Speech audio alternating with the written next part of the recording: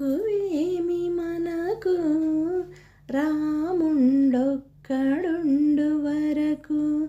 ప్రక్కతోడుగా భగవంతుడు తన చక్రధారి అయి చింతనేయుండగా తక్కువేమి మనకు రాముండొక్కడుండు వరకు. మృత్యు సోమకుని మును చంపిన మత్స్యమూర్తి మన పక్షమునుండగా తక్కువేమి మనకు రాముండొక్కడుండు వరకు.